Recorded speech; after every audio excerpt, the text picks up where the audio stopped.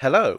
Well, not long ago I made a video talking about the new Overground line names, and as often happens when I make a video on current or recent events, there were some interesting thoughts in the comments section. Quick recap, just to bring you up to speed if you've, been stuck on the Central line all week or something. The 6 lines of the Overground are being given names and colours to make the system easier to use. The names are the Liberty Line for the Romford-Upminster Line, the Weaver Line for the Lee Valley Lines, the Mildmay Line for the North London Line, the Windrush Line for the East London Line, the Suffragette Line for the Gospel Oak to Barking Riverside Line, and the Lioness Line for what we used to call the Watford DC route. The changes have certainly set lips a-flapping. So, let's hear some of your thoughts.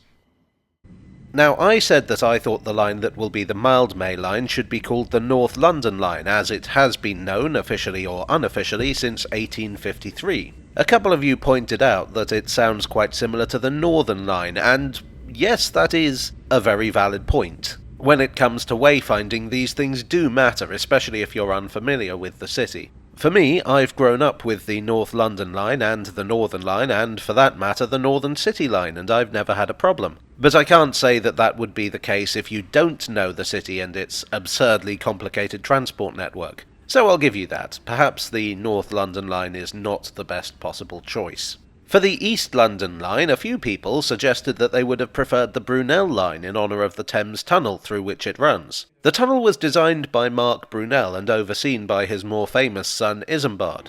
I do think they're trying to avoid naming the lines after individuals, which also throws the idea of naming the Suffragette line the Pankhurst line, which I rather liked, out of the window.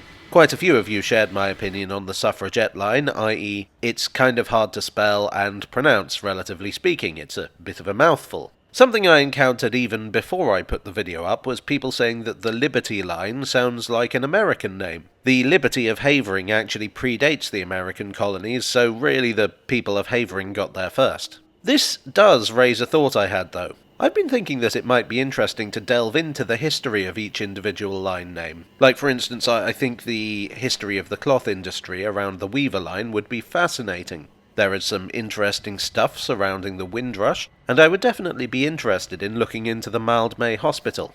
I might skip the Lioness line, no offence to the team, but it's very recent history and I know absolutely nothing about football. Each of the lines is known by some commonly accepted name, like, as I said at the start, the Lee Valley lines, the North London line, and so forth. And a few of you expressed the opinion that the new names would not supplant the old ones in the public mind. That's probably right, these changes take a while to settle in. And a lot of people will, consciously or not, still use the old name.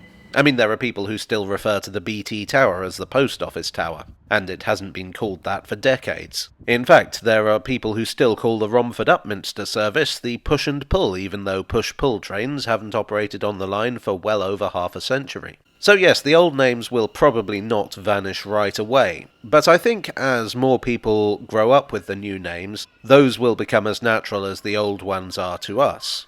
Some of you thought that the lines should be divided up even further. For instance, the Weaver line is actually 2 lines, or even 3 depending how you look at it.